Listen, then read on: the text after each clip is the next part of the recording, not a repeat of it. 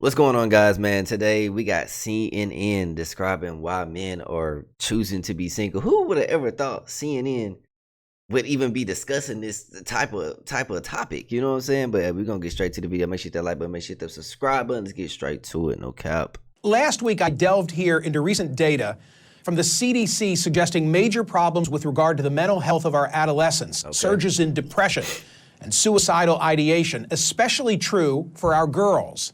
This week, I found cause to worry about young men. This headline from The Hill, it caught my eye. Most young men are single. Most young women are not. Oh. The story reported that... Hold on, let's go back. Cause to worry about young men. This headline from The Hill, it caught my eye. Most young men are single. Most young women are not. Oh, man. Make sure y'all remember that. Most young men are single and most young women are not. Why do y'all think that is? Why do y'all think this motherfucker say more than 60% of young men are single, nearly twice the rate of unattached young women, signaling a larger breakdown in the social, romantic, and sexual life of the American male. Think about that. Niggas is out here saying I'd rather be single than be with a bitch. That's crazy. That's wild to even deal with her. The story reported that as of 2022, Pew Research Center found 30% of U.S. adults are neither married, living with a partner, nor engaged in a committed relationship. Nearly half of all young adults are single. Now, look at these numbers. Damn. 34% of women, twice as many, a whopping 63% of men. What explains that? I pulled the Pew study and I read with interest. Turns out since 2019, the share of single men who say they're looking for dates or a relationship has declined from 61% to 50%. Bro, that's crazy. So back in 2019, 61% of men, trying to, find a girl, trying to find a relationship or maybe get married. 2022, 50%. 50%, bro. That is, oh my God. 50%. That means half of the niggas in the world, half of the dudes in the world is not even trying to find a spouse. We tired. And I ain't even gonna say we, you know what I'm saying? But the general population of men, they tired, bro. They tired. I'm tired. You go home, you work all day, come home, work all day, go home, and then just imagine when you try to approach, a female or a lady, they just don't even give you a chance. So why even keep approaching? Why even try to spend your time and energy in something when you could be doing it and putting it towards something that can help you further on in the future? Think about this. You can't go wrong chasing money. You can't even go broke chasing money. You can go broke chasing a female. I'm just saying. Think about that. In 2018, 28% of men ages 18 to 30 reported they'd had no sex in the past year, compared with 18% of women of that age. The Hill report said men in their 20s are more likely than women in their 20s to be romantically uninvolved, sexually dormant, friendless and lonely. They stand at the vanguard of an epidemic of declining marriage, sexuality, and relationships that afflicts all of young America. That's crazy. Men in their 20s are more likely than women in their 20s to be romantically uninvolved. That means, you know what that means. Niggas ain't out here getting no pussy. You can't even get a kiss. You can't even get a hug.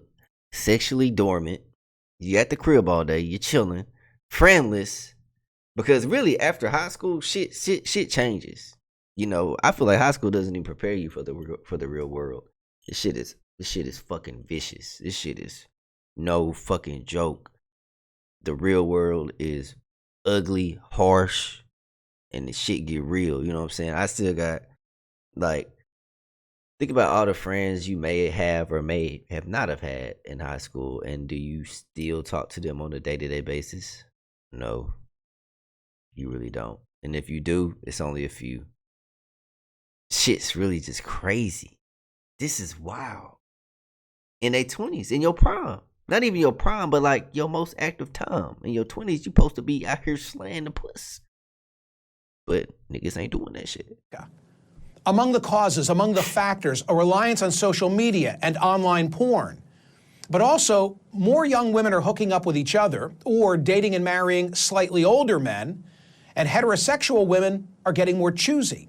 Damn. Other troubling statistics about men come from a 2021 study from the Survey Center for American Life. They found the share of men who have 6 or more close friends, which in 1990 was 55%, by 2021 had shrunk by half. Bro, that's crazy. Meanwhile, those with literally 0 close friends, which stood at 3% in 1990, has zoomed to 15%. An expert quoted by The Hill said this disconnect can have catastrophic consequences for young men. Quote, in the worst case scenario, the young American man's social disconnect can have tragic consequences. Young men commit suicide at 4 times the rate of young women. Younger women are largely responsible for rising rates of mass shootings, a trend that some researchers link to their growing social isolation. Well, those words... Hold up. And that is scary. That is scary. That was almost like... That 15% is almost 0%.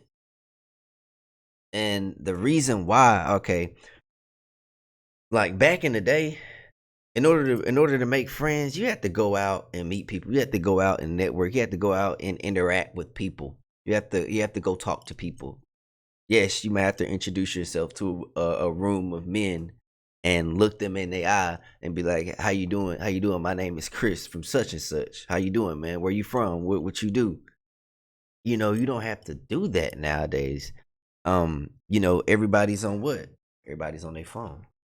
Everybody on their phone. Go out on a date or just go out. Go out to a restaurant and order you some food, or you ain't even got to get no food. Just get you a beer and just get you a beer and an appetizer and watch the other couples that's on dates. Most of the time, it's only a few niggas that's actually talking to their girl, but half the time, I mean, majority of the time, they on their phone. That nigga not even talking to the bitch. And she not even talking to the nigga. They on their phone. Look, they on their phone. This is why I always preach. Get out the fucking house. Get outside. Get active. When you in your 20s, bro, you supposed to be living your life. Even in your 30s, you supposed to be active. You supposed to be outside. You supposed to be talking to people, networking, meeting new people. It's gonna make you feel so much better, even if you ain't got nobody to talk to. Get up out your crib, bro. Go to the gym. If you don't like working out, go to the motherfucking golf club. Go to the motherfucking basketball court. Sign up for a motherfucking tennis club. Whatever you gotta do to network with other people and to meet people, do it. I don't even give a fuck if you just get out and go to fucking Walmart and walk around Walmart for 30 minutes. You need to be meeting people, you need to be talking, socializing, because you sitting in your room all fucking day is not going to help you. The easiest way to level up in life is to meet new people. All that, oh, I'm gonna get it by myself. I'm a self-made man. Bullshit. You need to network. You can literally meet one person, he can change your entire trajectory of your life. Think about that. Think about it. When you meet new people, new doors open. That's how it works. Now, I'm not saying you can't have your old friends, but you need to be making new friends. You need to be making new associates. That's how this shit works, man. Because they might know somebody that knows somebody that knows somebody that can help you, or that can help you fund that business, or that can introduce you to that person for that job, depending on what it is. You got to get out. You got to get active. When you're not moving, that's when your mind start playing tricks on you. And that's what took me a long time. When I was going through my little spell, I stopped doing the things that I love to do, which I used to run a lot. Yeah, I used to run a lot, you know what I'm saying? Yeah, I used to work out. But at that time, I didn't. I stopped doing this shit. I stopped doing it. I stopped playing the game. I was just at the house, or at the dorm, whatever. And when you steal, that's when them thoughts, yeah, I know what I'm talking about. That's when them thoughts start creeping in. You gotta stay moving. When you're on your purpose, when you focusing, when you going after something, you don't really think about it. You don't think about them evil thoughts that's in your mind because you moving towards something. But when you sitting still, you're not making no progress. And if you're not making any progress, what is the only thing you can do? Go back. It's the only thing. Reminded me of a conversation that I had over a year ago right here on CNN with NYU professor Scott Galloway. But the issue is when you have a group of men, the lower half of attractiveness of men in online dating, which has doubled, now it's about half of relationships. Oh, shit. And the top 20% of men in terms of attractiveness get about 60% of the interest. Right. You end up with a group of men that are more prone to conspiracy theory, more prone to misogynistic content, more prone to not believe in climate change. Damn. So this is the American story. If it's written with a pen whose ink is failing young men, does not end well. This is an existential crisis. And if you notice, he didn't say like the top 1% of wealthy men. He didn't say the top 10% of people in that income range. He said the attractive men. Notice that. Take note of that. He said the attractive men. Let me go screen real quick, because this is something that y'all need to understand. Just because you have money, it does not make you attractive in a certain way. Because we all been told, yes, money helps. Money does help. Money does make things easier. But it doesn't do you any good if you're filthy rich and you look like shit. You look like slop. You built bad. You don't know how to dress. You fucking stink. That means you're losing. You could be making $150,000 a year, and another dude could be making $80,000 a year, and yeah, she might fuck with you because yeah, you might have more resources, but she not finna settle down with you, and she ain't finna fuck you because you don't look good compared to the nigga that maybe he make less money, 80,000, but he's attractive. See, money only can take you so far. You still have to be presentable and learn how to present yourself to females. Just because you make $250,000 a year as a doctor does not mean your bitch cannot get fucked by a nigga like me that make $40,000 a year. I'm just saying, and I ain't, you know what I'm saying, I ain't trying to brag or nothing, but that's how it is. A nigga from fucking McDonald's can fuck your hoe because he look good. It's all about sexual attraction. Just because your pocket's fat doesn't mean that she gonna wanna fuck. That's how it be. Killing young men.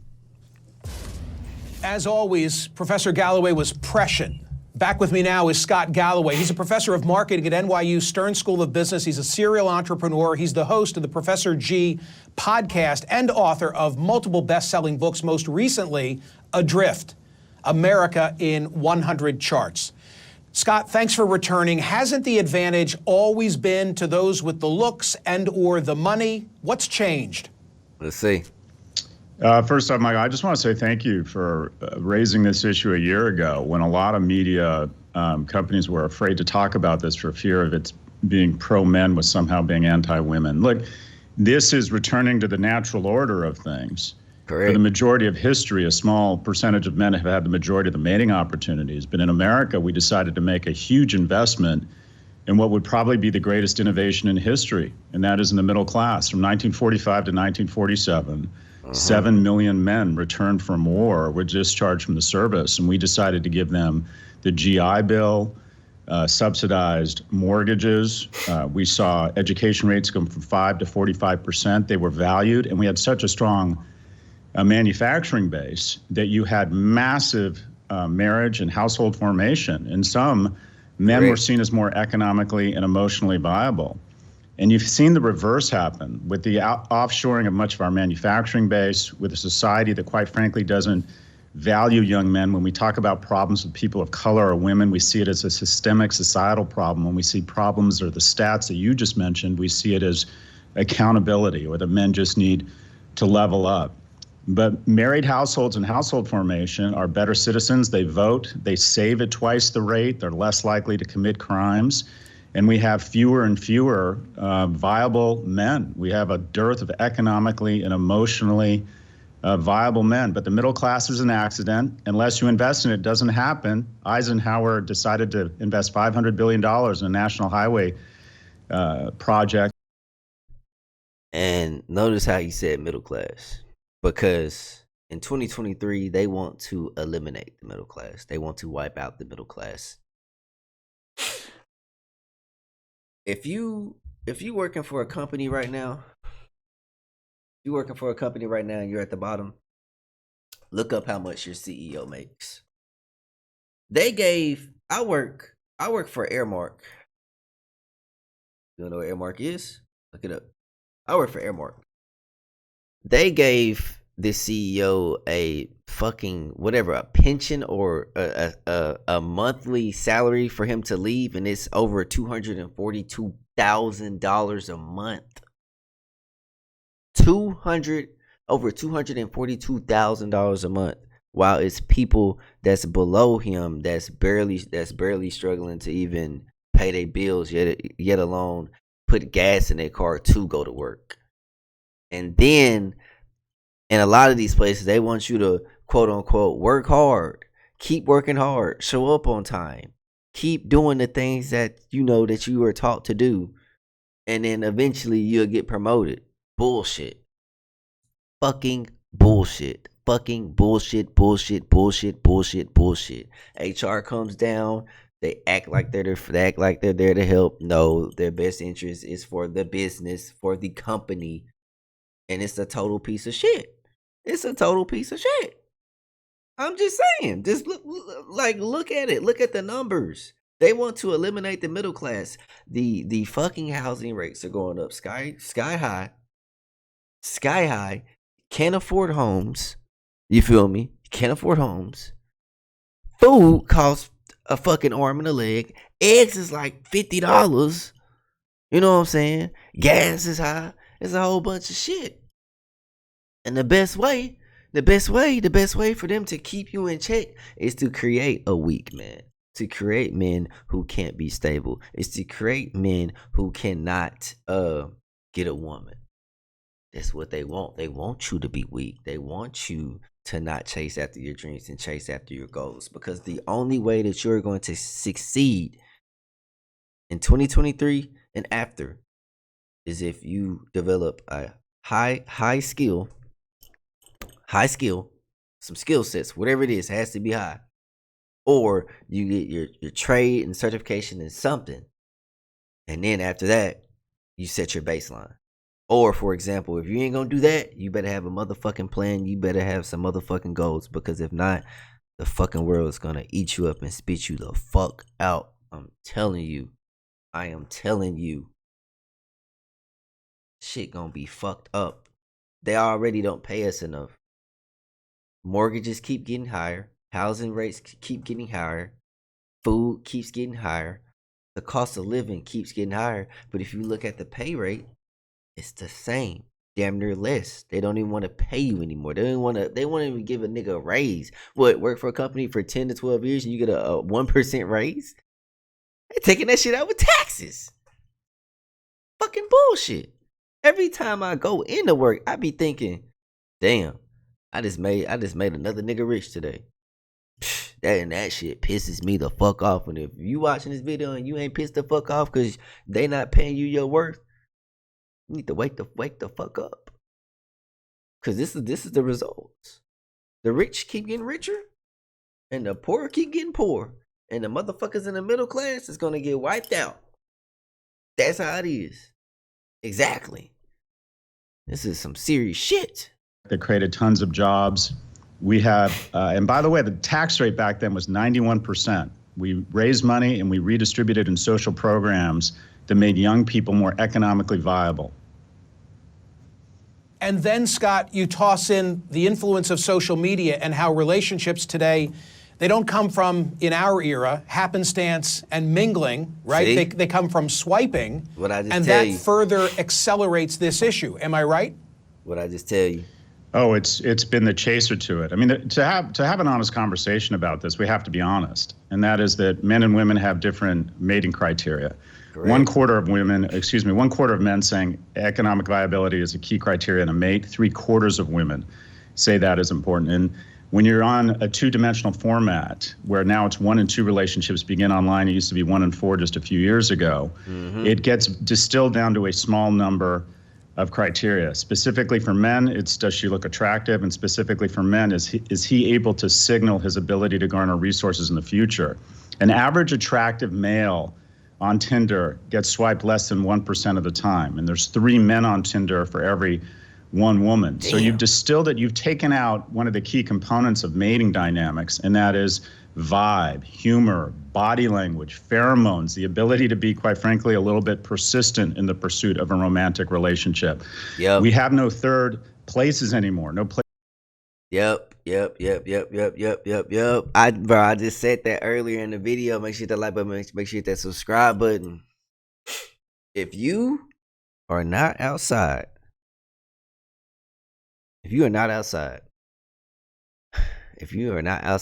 outside in the streets, talking to people, talking to females, and you just on Tinder all fucking day and you don't look good, because you gotta think on this cell phone, on Tinder. I'm just saying, just on Tinder, you are competing with all these niggas. So if you a ugly nigga, and yes, I said if you ugly, yes, you know, us as men, we know on a scale from 1 to 10 how attractive we are. So if you are at least not a, hell, I say 7.8, you down bad. You down bad, bro. You down bad. And it's not the fact that you're not deserving of a woman. It's not the fact that you can't get her. It's just the fact that, would you rather, okay, I'm gonna give you an option. Would you rather date the girl that's an 8, or would you rather date a girl that look like a 5? Now, this is just from a physical aspect. This is just from you looking at the girl's profile picture. Girl number 1, she got blonde hair, blue eyes, goddamn fat ass, nice titties. She look good, slim waist, all that. Girl number 5 is completely opposite. Which one are you choosing? If you can match with her, which one are you choosing? You're gonna pick the option 1, of course, because it's all about presentation.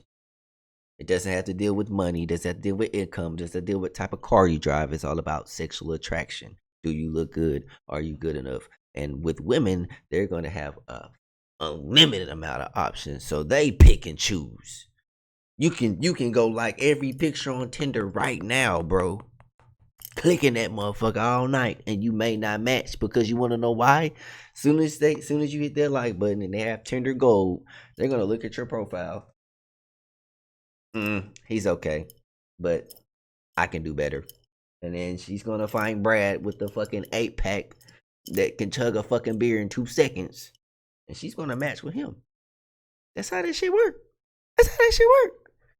You have a better chance of finding a woman when you're outside talking to her, because you have that social dynamic going on. Maybe you're not the best looking guy, but if you can make a bitch laugh, you in the dough.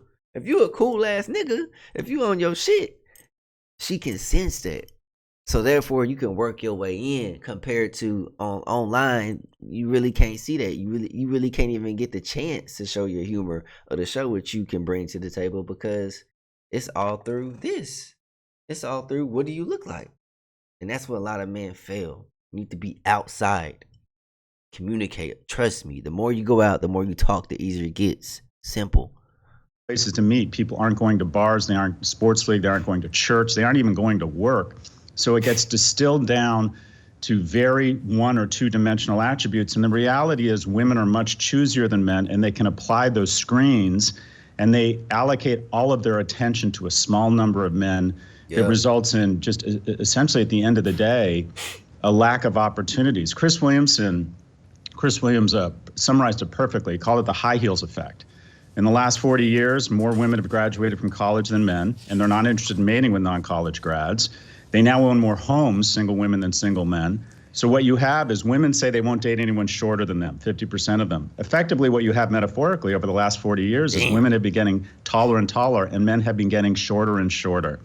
How many of us have said, I know a ton of great single women, they can't find a date? That's not true. They can't find a date. They can't find a man they find economically or emotionally viable. If we don't make a massive investment in young people and make more economically and emotionally viable men, we're going to see a lack of household formation. We're going to see a decline in the middle class. And we're going to see, quite frankly, just a lot of young men who are terrible citizens.